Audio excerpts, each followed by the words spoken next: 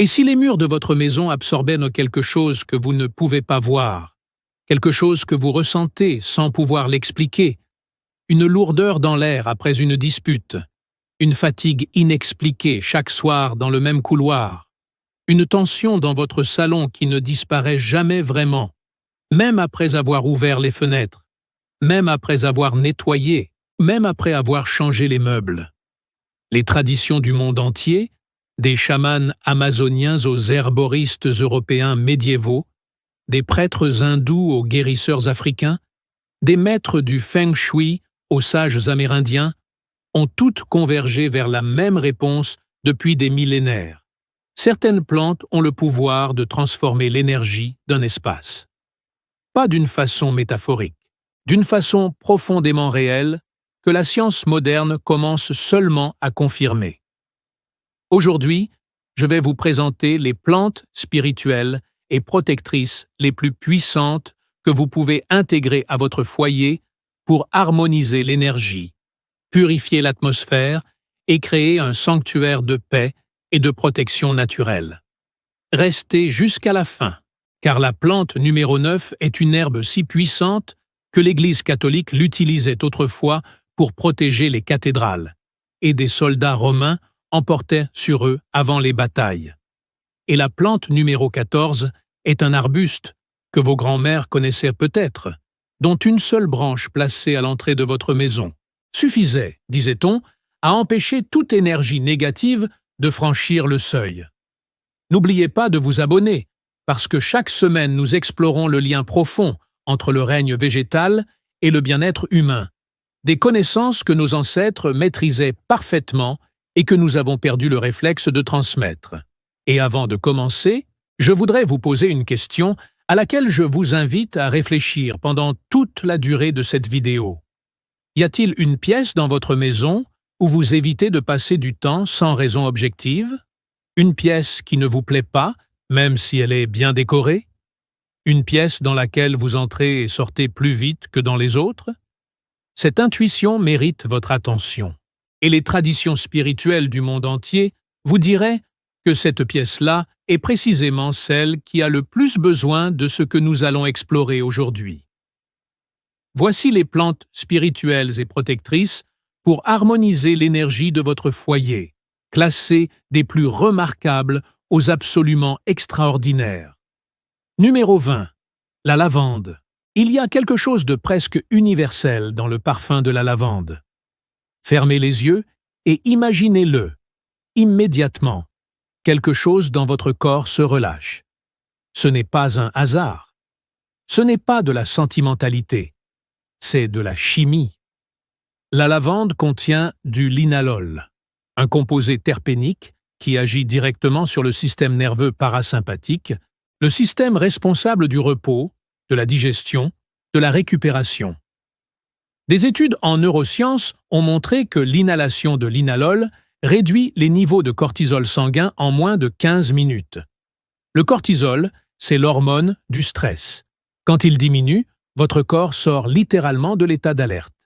Mais bien avant que les chercheurs mettent ce mécanisme en équation, les Romains utilisaient la lavande pour parfumer leurs bains rituels et purifier les espaces avant les cérémonies sacrées.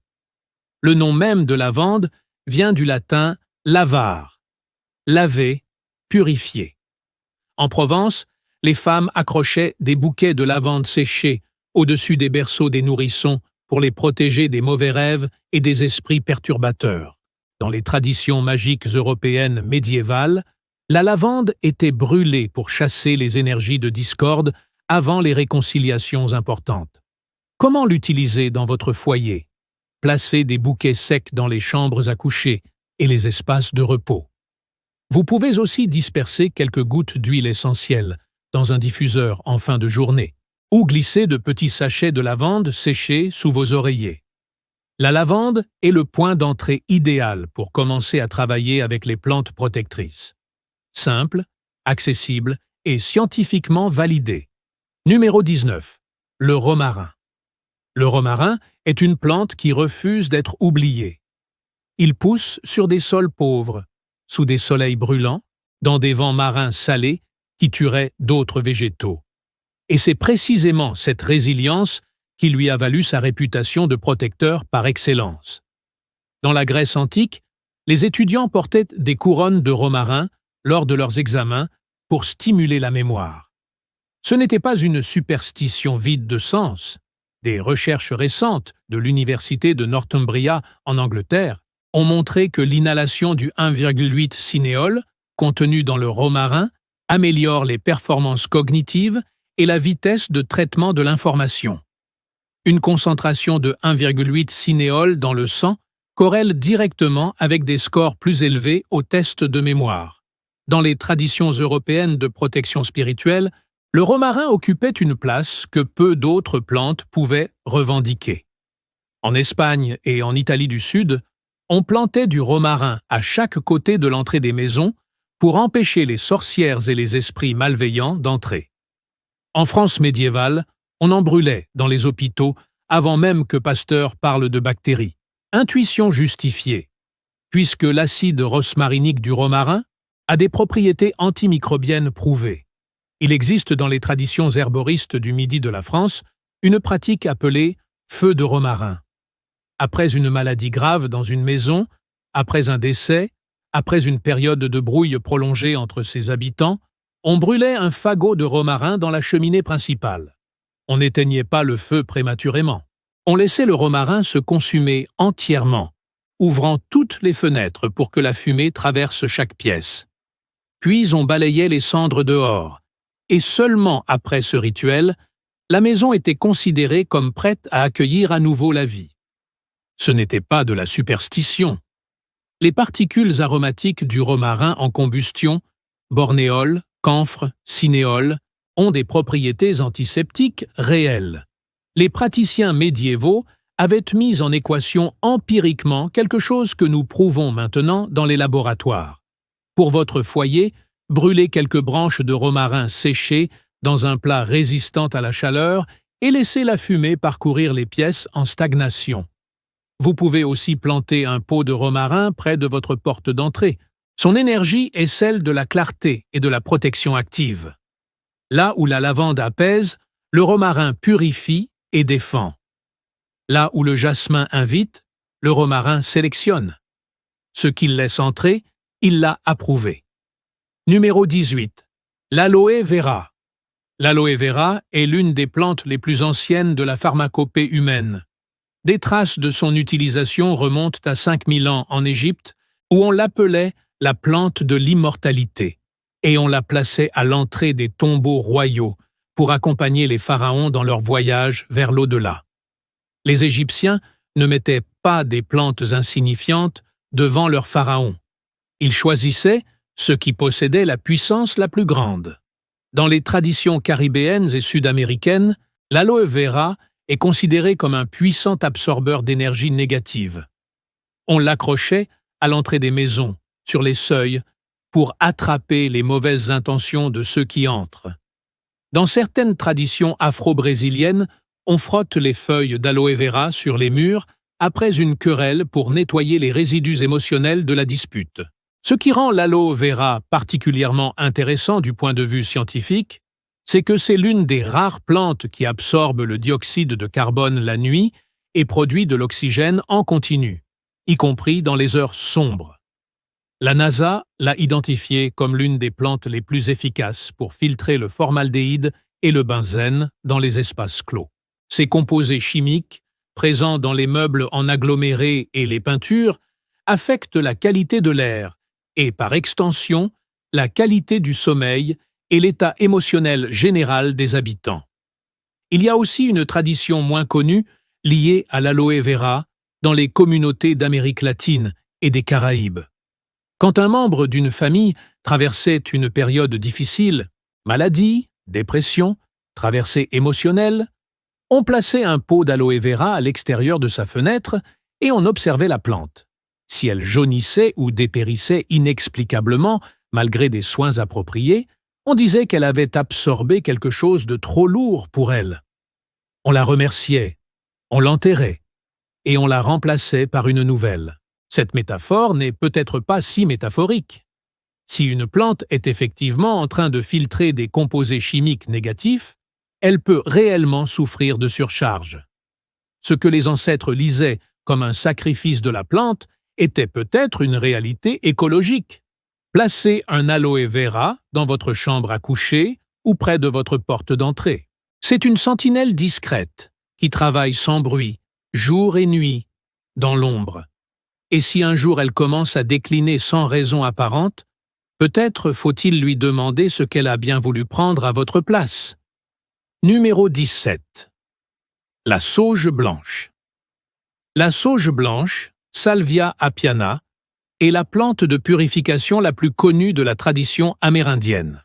Son utilisation dans les cérémonies de smudging, où l'on brûle un bouquet de sauge et on en dirige la fumée dans tous les coins d'un espace, remonte à des millénaires parmi les peuples autochtones d'Amérique du Nord. La logique spirituelle est cohérente avec nos connaissances modernes. Une étude publiée dans le Journal of Ethnopharmacology en 2007 a démontré que la fumée produite par la combustion de plantes médicinales réduit les bactéries aéroportées dans un espace fermé de 94% en l'espace d'une heure. Et ces effets antimicrobiens persistent jusqu'à 24 heures. Quand les ancêtres amérindiens purifiaient un espace avec de la sauge, ils ne le faisaient pas seulement symboliquement, ils l'assainissaient littéralement. Dans la pratique spirituelle, la sauge blanche est utilisée pour couper les attaches énergétiques, pour effacer l'empreinte émotionnelle des événements passés dans un espace, pour créer un vide propre avant de poser une intention nouvelle. Comment l'utiliser? Allumez un bâton de sauge blanche séché, laissez-le s'embraser quelques secondes, puis soufflez la flamme, pour ne garder que la braise et la fumée. Parcourez chaque pièce en insistant sur les coins, les seuils et les fenêtres. Ouvrez les fenêtres en fin de rituel pour laisser sortir ce que vous avez décroché. Numéro 16. Le basilic sacré, Tulsi. En Inde, il existe une plante devant laquelle des millions de personnes s'inclinent chaque matin. Pas une métaphore, littéralement. Le Tulsi, Ocimum tenuiflorum, ou basilic sacré, est considéré dans l'hindouisme comme une manifestation de la déesse Lakshmi, déesse de la prospérité, de la pureté et de la dévotion. Chaque foyer traditionnel indien possède un pot de Tulsi, placé dans une structure sacrée appelée Tulsi Vrindavan, à laquelle les membres de la famille offrent de l'eau et de la lumière tous les matins. Ce qui est fascinant, c'est que la science moderne justifie pleinement cette dévotion ancienne. Le Tulsi est un adaptogène puissant, ce qui signifie qu'il aide l'organisme à s'adapter aux facteurs de stress. Il contient de l'eugénol, de l'acide rosmarinique et de l'acide ursolique, des composés qui régulent les hormones du stress, renforcent le système immunitaire et ont des propriétés antivirales, antibactériennes et antifongiques documentées. En aromathérapie ayurvédique, la simple présence d'une plante de Tulsi vivante dans un espace diffuse des composés volatiles qui assainissent l'air et élèvent ce que les traditions indiennes appellent l'énergie sattvique, l'énergie de la pureté, de la paix et de la clarté mentale. Le fait que des centaines de millions de personnes arrosent leur Tulsi chaque matin avec une intention consciente, non pas par automatisme, mais par dévotion active, crée quelque chose que la science commence à étudier sérieusement, l'effet de l'intention sur les plantes elles-mêmes. Des chercheurs comme Cleve Baxter dans les années 60 et plus récemment des équipes en bioacoustique végétale ont commencé à documenter que les plantes répondent à la présence humaine, aux émotions, à l'intention. Ces études sont encore controversées. Mais la tradition hindoue du Tulsi n'a pas attendu la controverse. Elle a observé pendant des millénaires que les plantes auxquelles on parle, qu'on honore, qu'on regarde avec attention, grandissent différemment de celles qu'on néglige, et que l'humain qui prend soin d'une plante chaque matin commençait sa journée différemment de celui qui n'y pensait pas. Le bénéfice était peut-être autant pour l'être humain que pour la plante. Si vous pouvez trouver un plant de Tulsi dans une jardinerie spécialisée ou en ligne, placez-le dans votre cuisine ou dans votre espace de vie principal. Arrosez-le avec soin et intention, chaque matin, si vous le pouvez. Les traditions qui lui ont consacré des millénaires de dévotion méritent au moins qu'on leur accorde notre attention, même si c'est seulement pour voir ce que cela fait à notre journée de commencer par un acte de soin envers quelque chose de vivant. Numéro 15. Le chrysanthème. Dans la culture chinoise, le chrysanthème est bien plus qu'une fleur de jardin. C'est l'une des 4 gentilshommes de la peinture traditionnelle. Aux côtés du prunier, de l'orchidée et du bambou, il symbolise la longévité, la résistance et la pureté de l'âme. Mais ce qui distingue le chrysanthème dans le contexte énergétique de votre foyer, c'est sa capacité documentée à filtrer l'air. La NASA, dans sa fameuse étude sur la phytorestauration de 1989, a classé le chrysanthème parmi les plantes les plus efficaces pour éliminer le trichloréthylène, le benzène, le formaldéhyde et l'ammoniac de l'atmosphère intérieure. Dans le feng shui traditionnel, le chrysanthème est associé à la joie, à la sérénité et à l'attraction de la chance positive. On le place dans les espaces de vie et les salles à manger pour stimuler une énergie de convivialité et de célébration. Sa symbolique est particulièrement puissante en automne, quand beaucoup d'autres fleurs s'éteignent et que lui fleurit encore, résistant, lumineux, entier. Un rappel que la beauté et la force peuvent coexister même dans les saisons difficiles. Numéro 14. Le cyprès. Voici la plante dont je vous ai parlé en introduction. L'arbuste, dont une seule branche, disait-on, suffisait à protéger le seuil d'une maison. Le cyprès est l'arbre de l'éternité dans presque toutes les traditions méditerranéennes.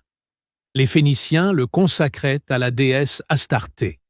Les Grecs le dédiaient à Hadès, dieu des enfers, non pas comme symbole de mort, mais comme symbole de protection entre les mondes.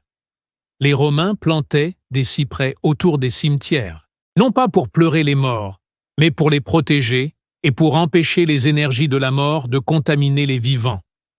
Dans les traditions magiques européennes, plus particulièrement en Provence, en Italie du Sud et dans les Balkans, des branches de cyprès étaient placées au-dessus de la porte d'entrée lors de périodes de troubles, d'épidémies ou de malchance. Le cyprès était censé créer une barrière invisible que les influences négatives ne pouvaient pas franchir. D'un point de vue scientifique, les composés volatiles du bois de cyprès, en particulier l'alpha-pinène et le delta-3-carène, ont des propriétés antimicrobiennes et anti-inflammatoires confirmées. Le cyprès fait partie des pratiques de sylvothérapie japonaise, le Shinrin-yoku, ou bain de forêt, où l'exposition aux terpènes de bois de cyprès et de cèdre réduit mesurablement le cortisol et renforce les cellules NK du système immunitaire. Si vous avez de l'espace dans votre jardin, un cyprès méditerranéen planté près de l'entrée est à la fois une protection symbolique et une barrière naturelle. En appartement, de l'huile essentielle de cyprès diffusée lors des périodes de stress peut reproduire une partie de cet effet. Numéro 13. La fougère. Les fougères sont l'une des plantes les plus anciennes de notre planète. Elles existaient avant les dinosaures, avant les fleurs, avant les abeilles. Elles ont traversé 5 extinctions massives et sont toujours là, impassibles, silencieuses, résilientes. Dans le folklore européen, la fougère portait une aura de mystère particulier.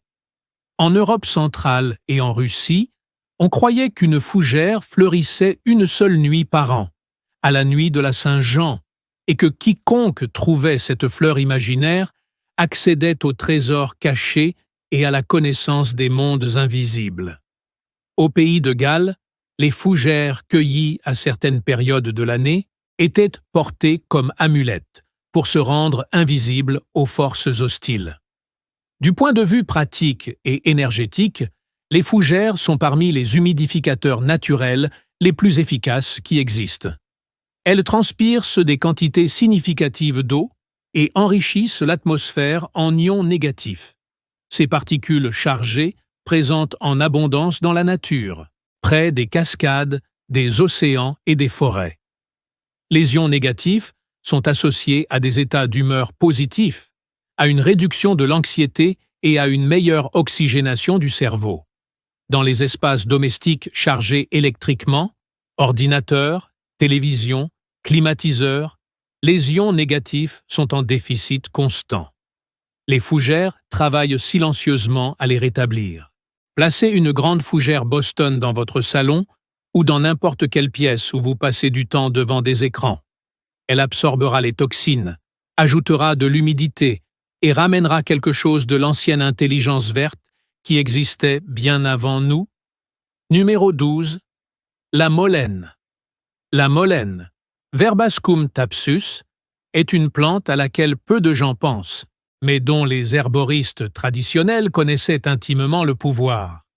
Ses grandes feuilles duveteuses dorées en hiver et ses tiges majestueuses qui peuvent atteindre 2 mètres en été lui ont valu des noms populaires comme bougie du ciel ou cierge de Notre-Dame. Dans les traditions magiques germaniques, on portait de la molène pour se protéger pendant les voyages nocturnes et pour tenir à l'écart les loups, les esprits et les voleurs. En Amérique, les Amérindiens utilisaient les feuilles de molène pour envelopper les plantes médicinales et les protéger pendant la nuit. Dans le contexte de votre foyer, la molène est une plante à garder séchée en bouquet, suspendue à l'envers dans votre espace de travail ou votre bibliothèque.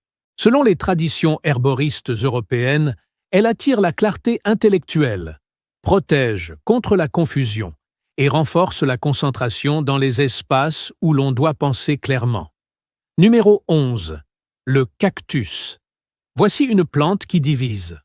Beaucoup de traditions du feng shui populaire déconseillent les cactus dans la maison, invoquant leurs épines et leur caractère hostile. Mais cette lecture superficielle manque l'essentiel. Dans les traditions mexicaines, andines et du sud-ouest américain, le cactus, en particulier le saguaro et le nopal, est l'un des végétaux les plus sacrés qui existent. Il symbolise l'endurance, la survivance, la capacité à créer la vie là où personne d'autre ne le pourrait. Dans les croyances indigènes du désert, le cactus est un gardien. Ses épines ne sont pas des armes contre les gens qui vivent avec lui. Elles sont une protection pour l'espace qu'il habite. La tradition de placer un cactus près des fenêtres et des entrées vient précisément de cette idée. Le cactus défend votre foyer contre les intrusions, visibles et invisibles. Il dit à ceux qui essaient d'entrer sans permission « Tu ne passeras pas ».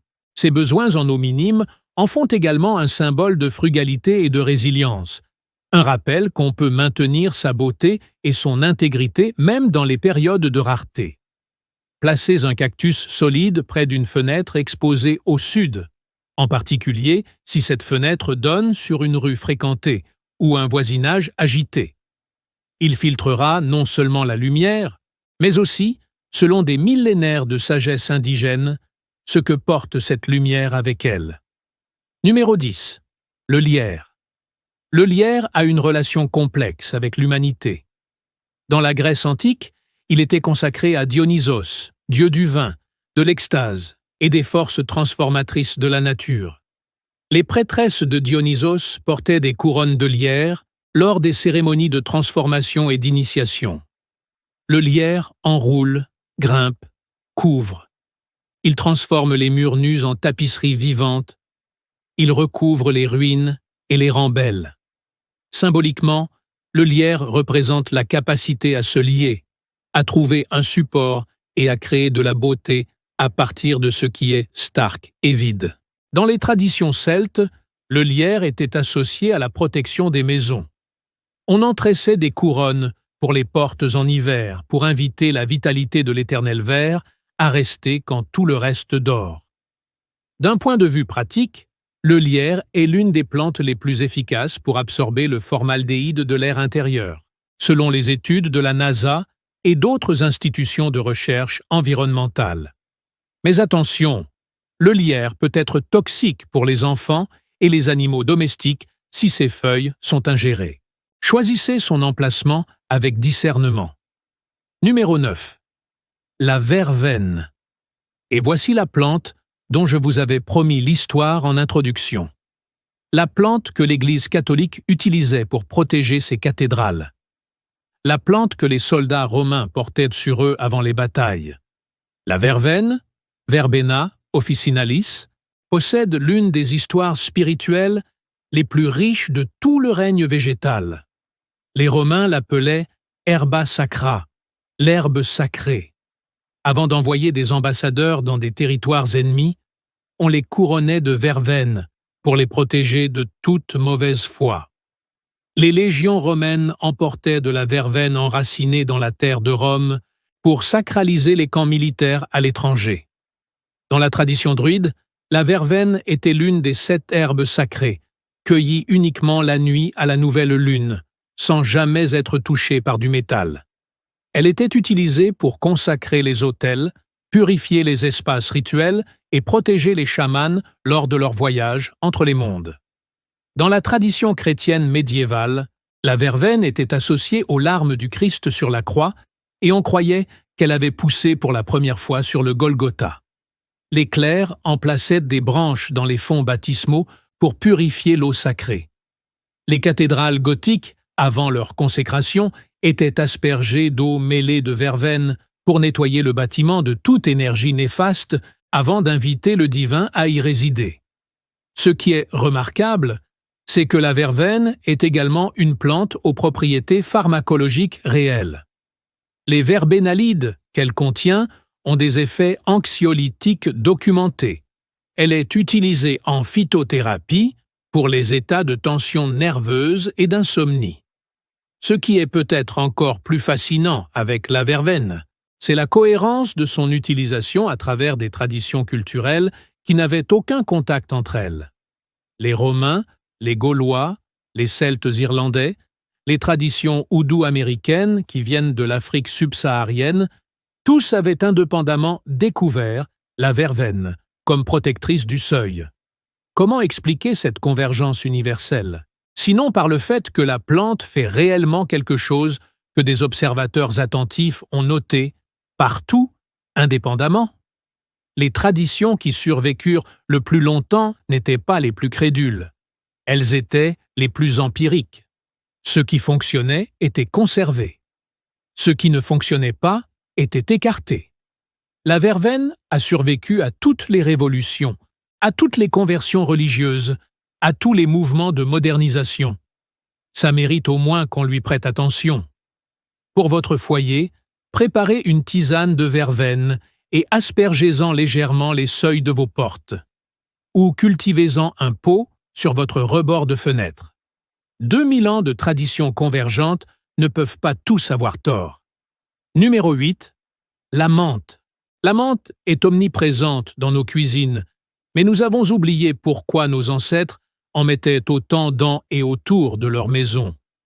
Dans la mythologie grecque, Manthé était une nymphe transformée en plante par Perséphone pour avoir séduit Hadès. Même transformée, dit la légende, elle conservait sa beauté et son parfum, la capacité de persister, d'embaumer, de survivre à la métamorphose. Dans la tradition magique méditerranéenne, la menthe était considérée comme une plante d'attrait et de prospérité. On en frottait les comptoirs des marchés pour attirer les clients. On en plaçait sous les tapis d'entrée pour inviter la chance et la bonne fortune dans la maison.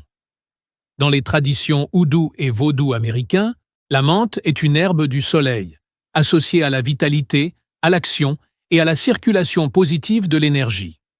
La menthe contient de l'huile essentielle à base de menthol qui stimule les récepteurs du froid dans la peau et dans les voies respiratoires, produisant une sensation de fraîcheur et d'éveil. Neuroscientifiquement, cet effet est associé à une augmentation de la vigilance et de la clarté mentale. Placez un pot de menthe dans votre cuisine. Passez vos doigts dans ses feuilles quand vous êtes épuisé. Son parfum instantané est un rappel que la nature a prévu des outils pour chaque état d'être. Numéro 7. La rose. La rose est la plante qui défie le cynisme. Quelle que soit l'époque, quelle que soit la culture, elle a toujours été là, comme un axiome du beau. Dans la tradition soufie, la rose représente le cœur divin et l'amour mystique. Rumi a écrit sur elle des centaines de poèmes. Au Moyen-Âge chrétien, la rose blanche symbolisait la pureté de la Vierge Marie et la rose rouge les 5 plaies du Christ. Cléopâtre aurait fait remplir la salle de sa première rencontre avec Marc-Antoine de pétales de rose sur 50 cm de profondeur, sachant que son parfum altérait la perception et ouvrait le cœur.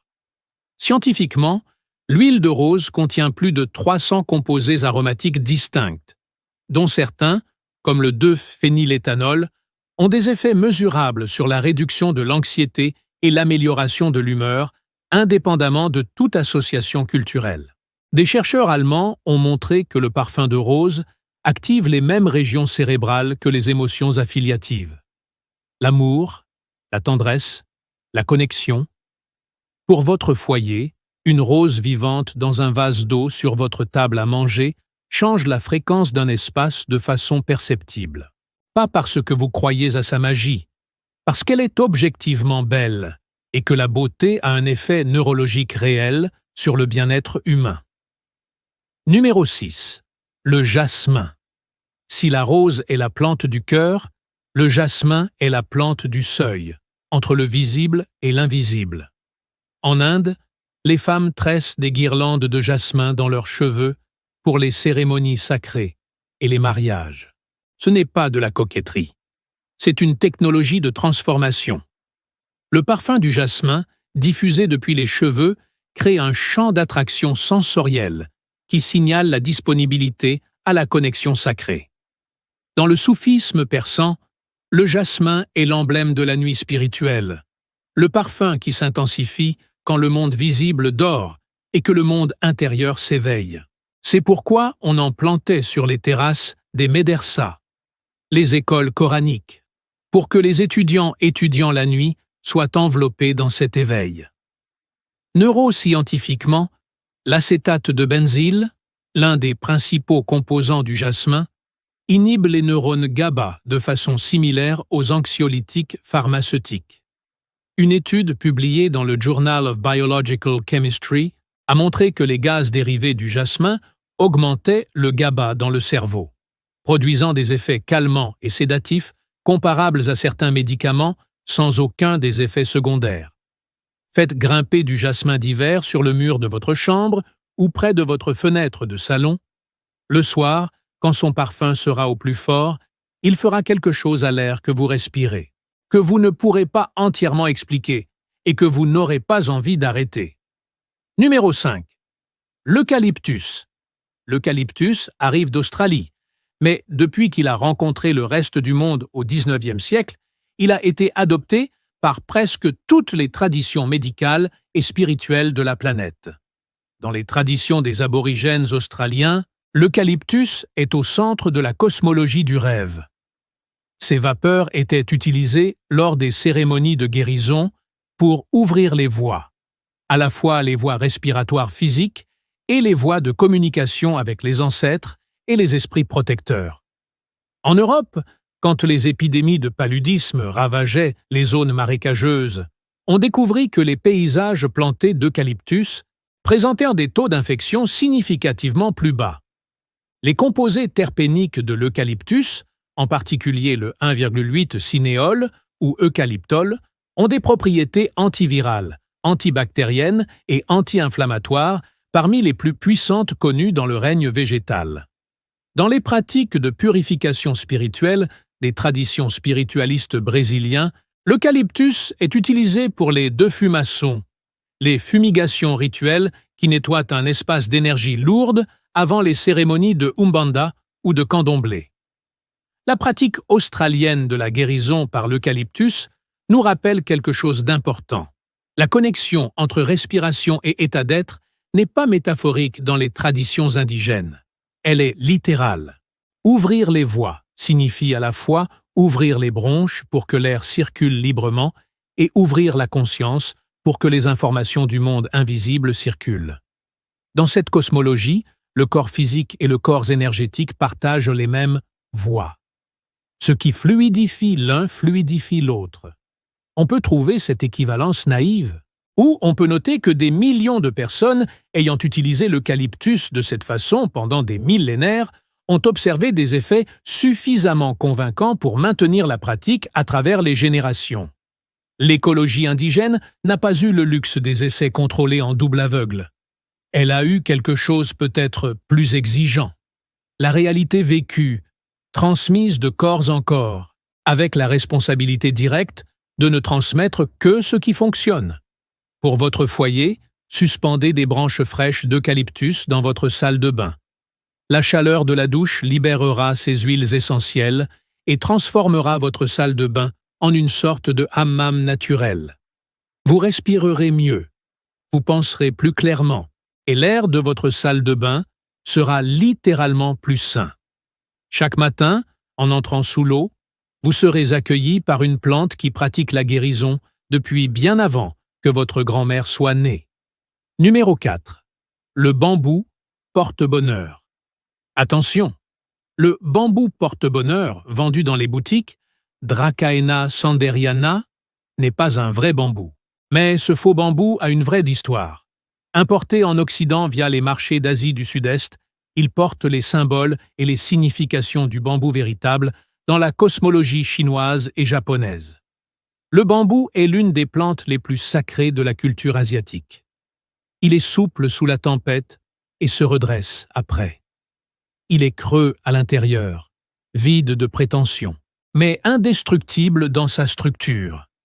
Confucius disait qu'un homme sage devait avoir la qualité du bambou, plier sans rompre, être fort par sa flexibilité, avancer par sa capacité à se vider de ce qui est inutile.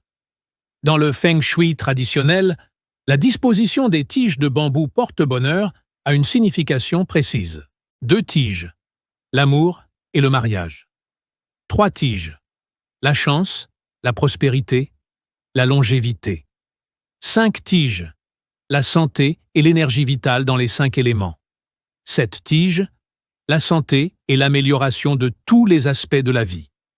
8 tiges, le symbole de la croissance infinie dans toutes les directions.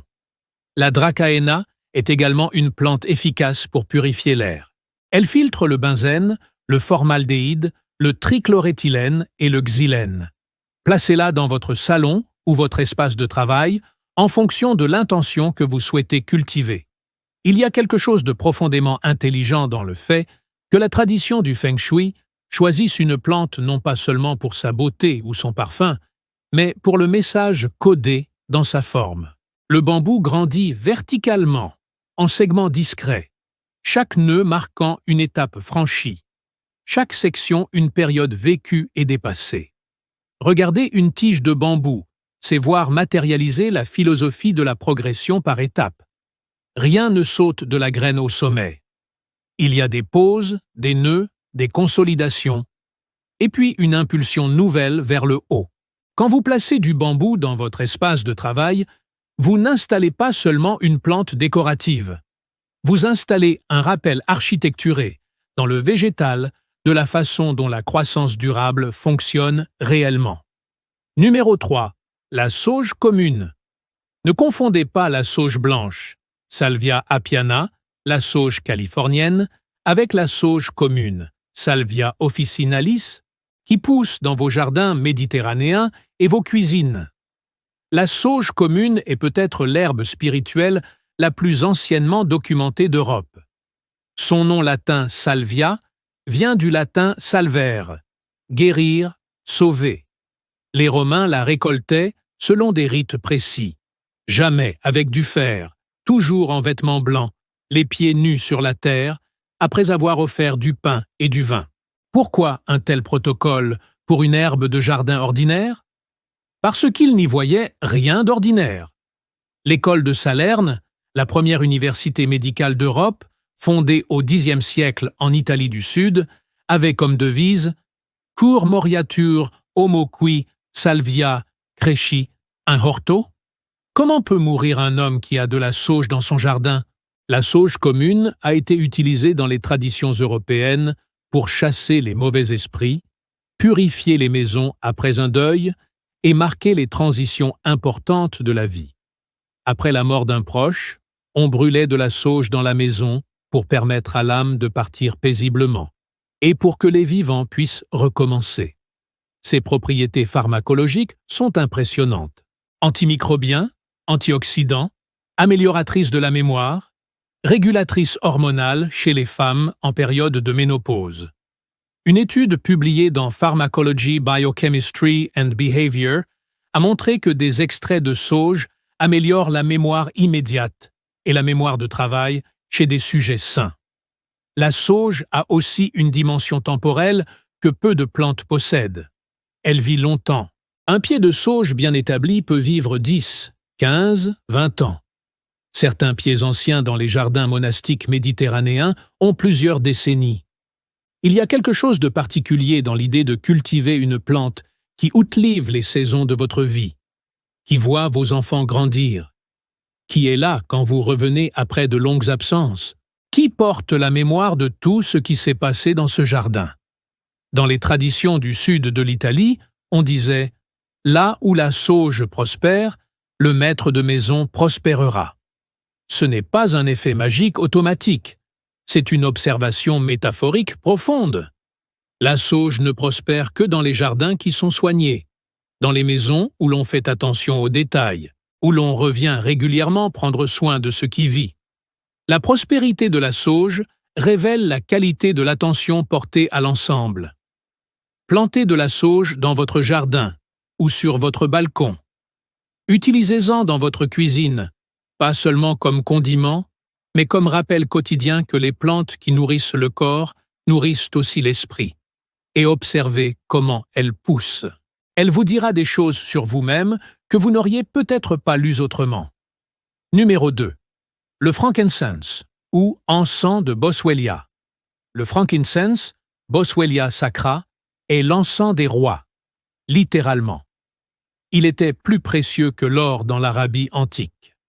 Les rois mages en offraient à la naissance du Christ. Les pharaons égyptiens en brûlaient dans les temples d'Amon.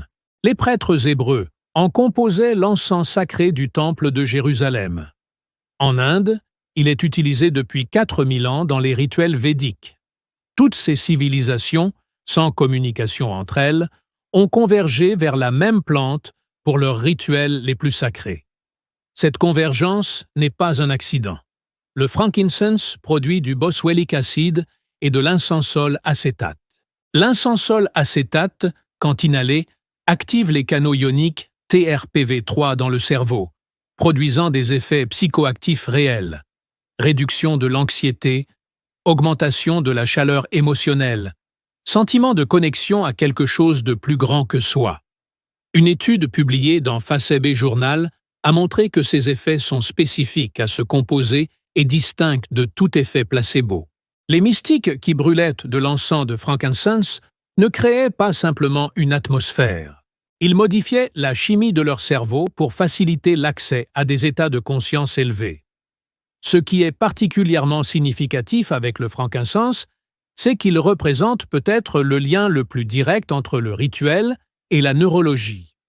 Quand les chercheurs de l'étude FACEB ont publié leurs résultats en 2008, ils ont écrit quelque chose d'inhabituel pour des scientifiques, que leurs découvertes fournissent une explication biologique aux pratiques religieuses de l'encens depuis des millénaires.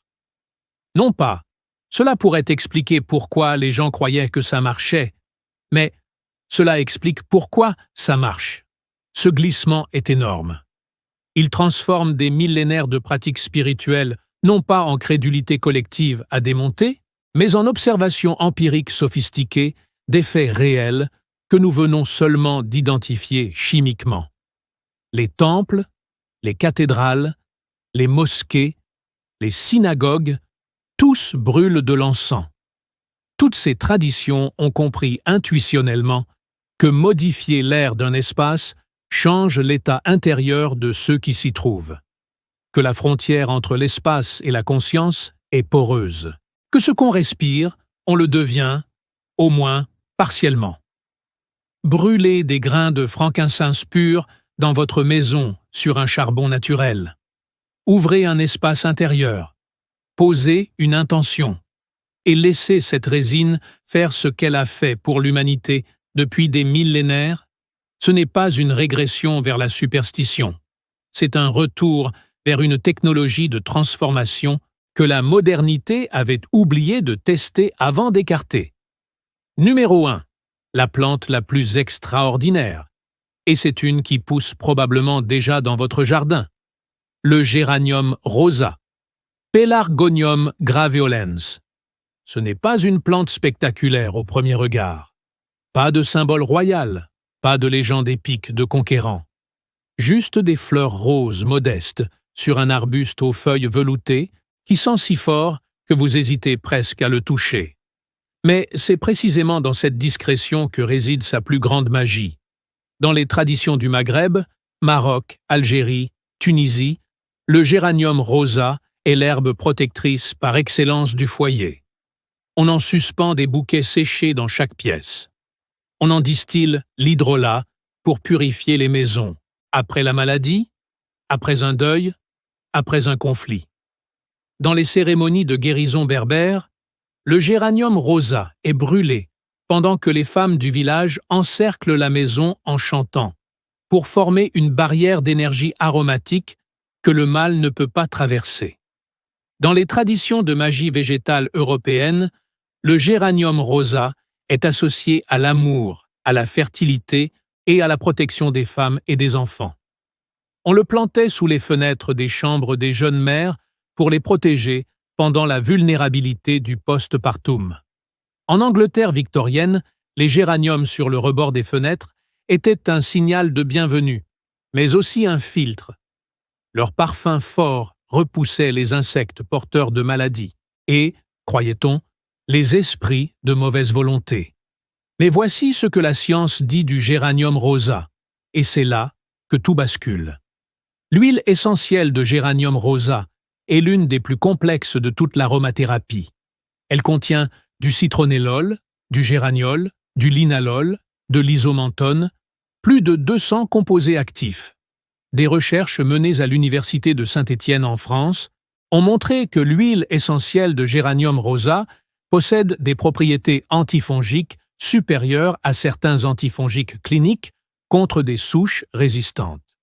Des études publiées dans Phytotherapy Research ont documenté ces effets anxiolytiques significatifs chez les femmes en travail d'accouchement et ses effets anti-inflammatoires sur les douleurs neuropathiques.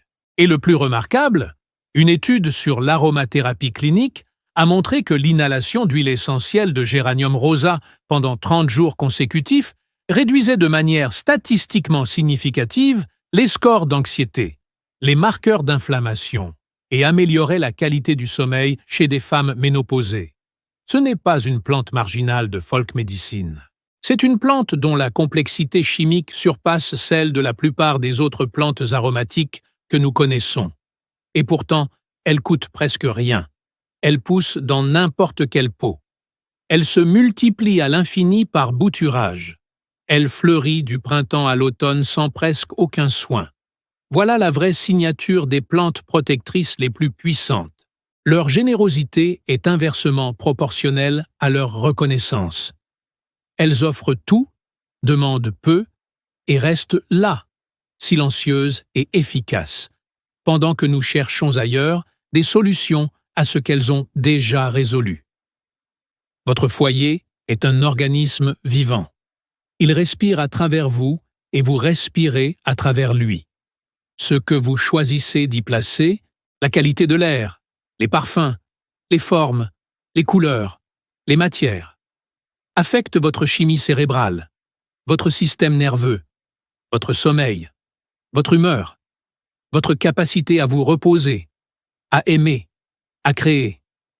Nous avons tendance à penser l'espace domestique comme un décor passif, des murs qui nous contiennent, des meubles qui nous supportent, des objets qui nous appartiennent.